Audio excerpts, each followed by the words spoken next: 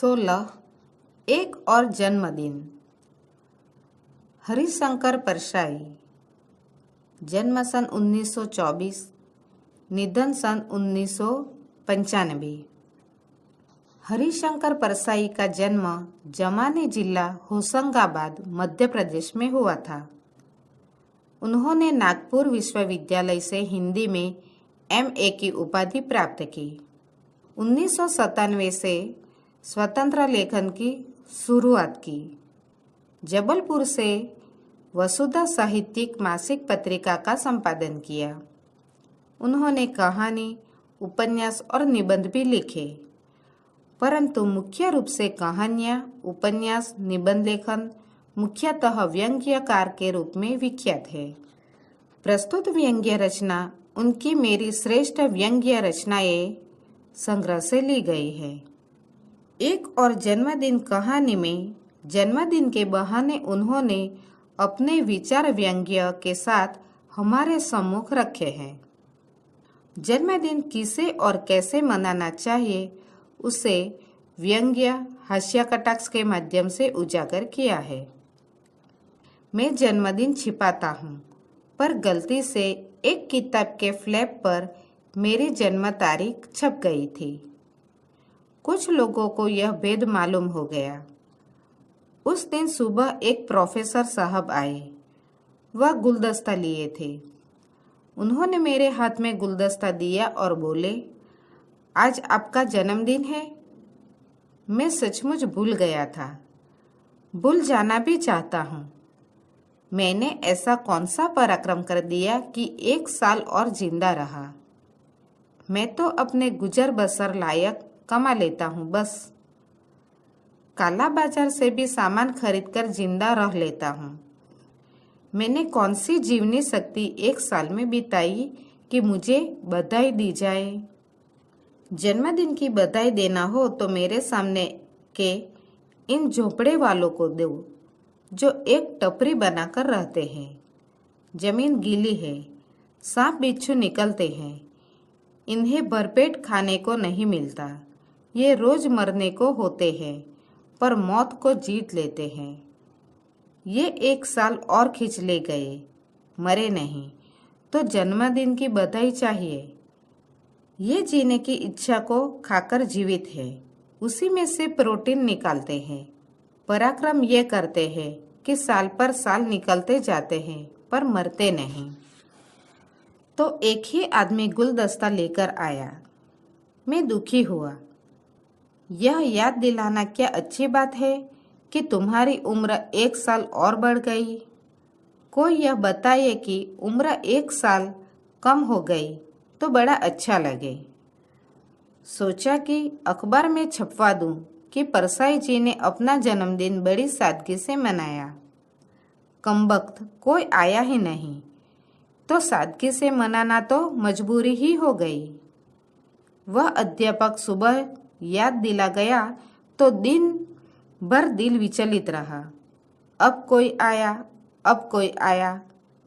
थोड़ा सा खटका दरवाजे पर होता तो मैं फौरन दरवाजा खोलता कि कोई माला वाला लेकर आया होगा, पर देखता कि कुत्ते ने दरवाजे पर धक्का मारा था। कुत्ता खड़ा था। मैंने संतोष किया कि कुत्ते ने तो मेरे जन्मदिन का ख्याल रखा। यूँ जन्मदिन पर बधाई देने वालों में से आधों से ज्यादा कुत्ता ही अच्छा होता है।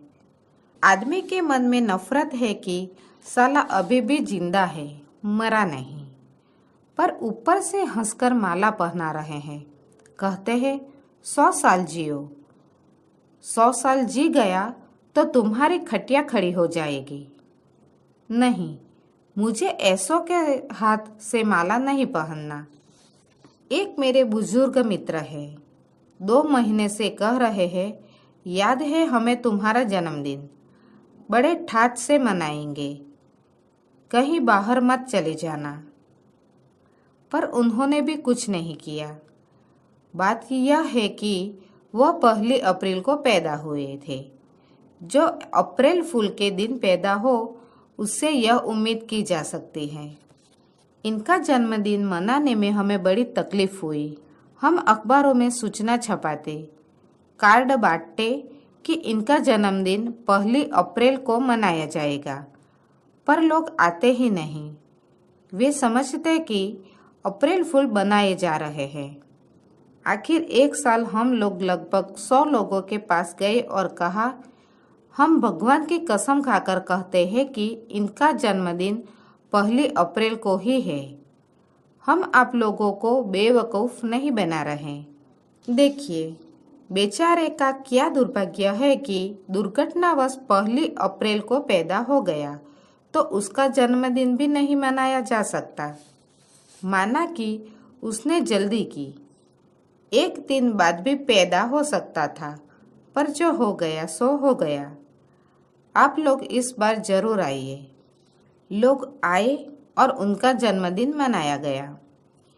एक नेता 29 फरवरी को पैदा हो गए। उनका जन्मदिन 4 साल में एक बार आता है। वह हर साल 28 फरवरी को उदास रहते हैं, हाय हाय करते हैं। क्या दुर्भाग्य है। एक दिन पहले पैदा हो जाता या एक दिन बाद, लोग हर साल वर्षगांठ मनाते हैं और मैं देखता रह जाता हूँ। इधर पिछले साल से मेरे अभिनंदन की बात चल रही है। लोग कहते हैं, काफ़ी साल लिखते हो गए, अब आपका अभिनंदन जरूर करेंगे। ये पेशेवर अभिनंदनकर्ता होते हैं। अभिनंदन करना एक धंधा भी होता है। चंदा जमा होता है, खाया जाता है। पास से एक शहर की घटना है। एक वयोवृद्ध समाज सेवी के अभिनंदन का आयोजन हुआ। कमेटी बनी, चंदा हुआ। अभिनंदन के समय देखा कि कमेटी के सदस्य चंदे की शराब पीकर बेहोश पड़े हैं। लोगों ने कहा, भाई उठो, उनके अभिनंदन का समय हो गया। तो शराब में डूबे अभिनंदनकर्ता बोले, किस कमबख्त का अभिनंदन, वह 1 नंबर का चोर है। भारत सेवक समाज का पैसा खा गया, उसका अभिनंदन हम करेंगे भला? अरे, हम तो खुद उसके नाम के चंदे से अपना अभिनंदन कर रहे हैं। यह अभिनंदन मुझे पसंद आया। श्रद्धेय समाज सेवी की उम्र इन लोगों की शुभकामनाओं से बहुत लंबी होगी। पर मैं बात कर रहा था अपने अभिनंदन की।